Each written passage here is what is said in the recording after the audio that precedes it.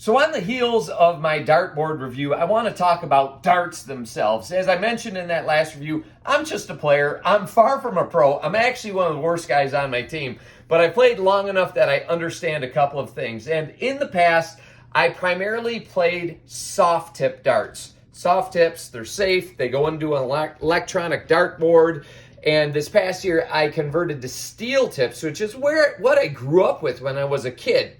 And I bought this awesome set of darts. Now, the issue that I have is when you show up to Dart League, sometimes you'll find electronic boards, sometimes you'll find steel tip boards.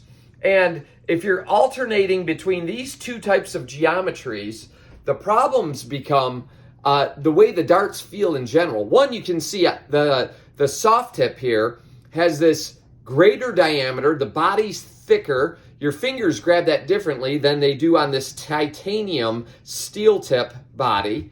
The masses are totally different. This one's significantly heavier. And one of the big keys to darts is consistency. You want to develop a consistent throw, and that all starts with the feel of the dart in your fingertip. If you're alternating between different darts depending on what you're playing, that's a challenge.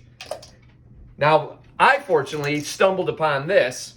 And this is a product from Viper. It's their Flux series. This is literally an interchangeable steel and soft tip dart set in one set of darts. And let's look into the details of this one. They're 90% tungsten. I'm going to set two of these down. But before we get into the actual quality of the product, let's just look at this beautiful dart. Like, there is no bit of attention to detail that is left to chance. The folks at Viper, they just build beautiful products. I'd say their craftsmanship is through the roof. It's something that you're going to enjoy playing. But right off the bat, what I have on here is a steel tip. I'm very careful with that. But along with that comes a pack, a little envelope here. And in that envelope, just traditional, regular soft tips. And with any normal dart tool, you can bring this right on here. The actual tip has the notches in there that are compatible with that dart tool, and you can take that tip right off and interchange with the soft tips. And look at this attention to detail as well. This steel tip, they have an O-ring at the base, which helps it nest when you put it in the actual titanium body. It seals and locks it in place, so it's not a loose tip whatsoever.